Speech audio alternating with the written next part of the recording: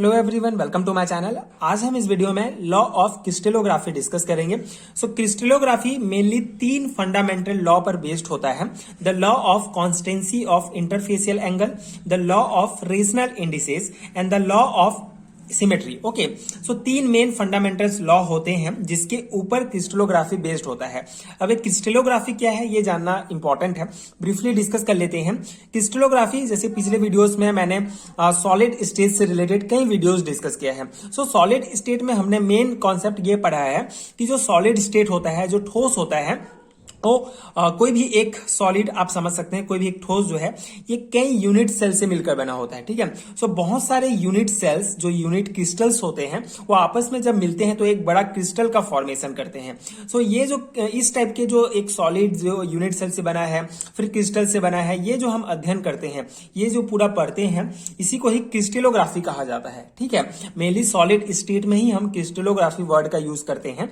Crystallography मतलब जब हम किसी ठोस अवस्था में क्रिस्टल्स का अध्ययन करते हैं। ठीक है, जैसे हमने सिमेट्री ऑफ जैसे कोई भी एक हमारा क्रिस्टल था, उसमें कितने सिमेट्री एलिमेंट्स हैं ये डिस्कस किया। ठीक है, कितने यूनिट सेल्स होते हैं, कितना आपका एफसीसी बीसीसी, ये सब हमने डिस्कस किया है पिछले वीडियो में डिटेल में सॉलिड स्टेट में। ये जो हम अध्ययन करते हैं किसी भी एक क्रिस्टल स्ट्रक्चर का, उसी को ही क्रिस्टलोग्राफी कहा जाता है। एंड ये जो क्रिस्टलोग्राफी होता है ये बेस्ड होता है तीन फंडामेंटल लॉ पर। पहला लॉ है the law of constancy of interfacial angle. ठीक है, इन तीनों लॉ को हम डिटेल में डिस्कस करेंगे। पहला लॉ क्या कहता है? According to this law, for a given substance, the corresponding faces are planes of a crystal always intersect at a definite angle and this angle remains constant no matter how the phase develop. ठीक है, ये पहला law है। पहला law क्या कहता है? ये बेसिकली जो है स्टेनो नाम के एक वैज्ञानिक ने जो है ये लॉ दिया था। इसको और डिटेल में आगे आने वाले वीडियोस में डिस्कस करेंगे। यहाँ आपको बेसिक ये जानना है कि इस लॉ के अनुसार जो हमारा, जैसे हमने एक घन हमने डिस्कस किया। ठीक है, ये बहुत सारे फलक से मिलकर बने होते हैं। फलक मतलब इसके जो सामने जो फेस है, ठीक है, इसमें टोटल 6 फेज होते हैं। अगर हम एक घन को कंसीडर करते हैं, ठीक है, एक क्यूब को कंसीडर करते हैं तो 6 फेसेस होते हैं।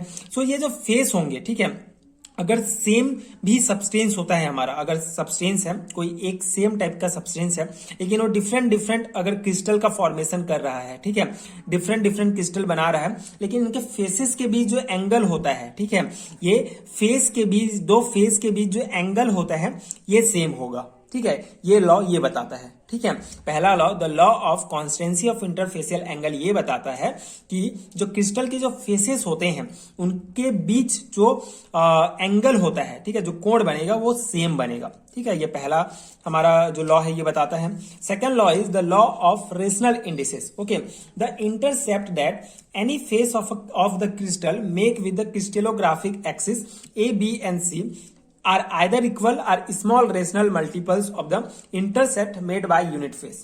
ठीक है, सेकेंड लॉ क्या कहता है कि कोई भी क्रिस्टल्स, कोई भी any face of the crystal, कोई भी फलक जो होता है क्रिस्टल का, जो crystallographic axis A B, crystallography axis A B C से बना होता है, या तो ये इक्वल होगा, ये स्मॉल रेशनल मल्टीपल्स होगा of intercept made by unit cell, unit face. ठीक है, बेसिक आगे हम इसको और डिटेल में डिस्कस करेंगे हर एक लॉ को।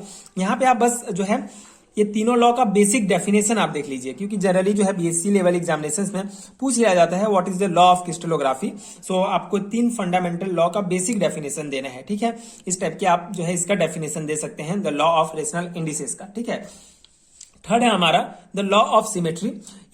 It state that all crystals of the same substance possesses the same element of symmetry. ठीक है, बहुत सिंपल सा है लॉ ऑफ सिमेट्री। मतलब जितने भी क्रिस्टल्स होंगे, मान लो कोई एक सब्सटेंस है, सेम सब्सटेंस, ठीक है, सेम सब्सटेंस बहुत सारे क्रिस्टल्स बनाते हैं।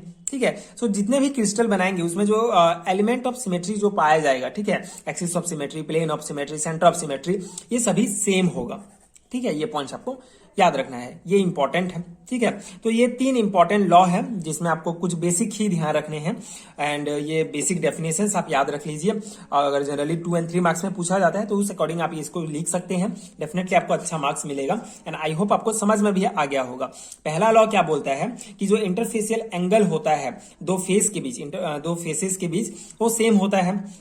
लॉ ऑफ रेशनल इंडिसेस, ठीक है। सो बेसिकली कोई भी क्रिस्टल जो होता है क्रिस्टलोग्राफिक एक्सिस ABC से मिलकर बना होता है तो या तो उसके इक्वल होगा या स्मॉल रेशनल होगा, multiples of the intercept made by unit face. ठीक है, एंड थर्ड लॉ बताता है कि लॉ ऑफ सिमेट्री, मतलब जितने भी सिमेट्री, एलिमेंट ऑफ सिमेट्री पाए जाएंगे किसी क्रिस्टल में, किसी सब्सटेंस के डिफरेंट क्रिस्टल्स में, तो उनका जो एलिमेंट ऑफ सिमेट्री होगा सेम होगा।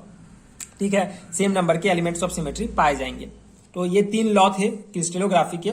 आई होप कि ये नोट्स आपके लिए हेल्पफुल हुए होंगे। अगर आपको इसका पीडीएफ चाहिए तो आपको नीचे डिस्क्रिप्शन बॉक्स में पीडीएफ स्टोर का लिंक मिलेगा, वहां से आप डेफिनेटली डाउनलोड कर सकते हैं, जो आपके बीएससी एंड एमएससी लेवल के एग्जामिनेशंस के लिए बहुत हेल्पफुल होगा। वहां आपको सारे हैंड रिटन नोट्स मिल जाएंगे। So if you find helpful so please check out PDF store and अगर वीडियो हेल्पफुल है तो आगे के वीडियोस देखने के लिए चैनल के साथ जुड़े रहिए। प्लीज सपोर्ट कीजिए, like and subscribe to my channel and thank you so much for watching.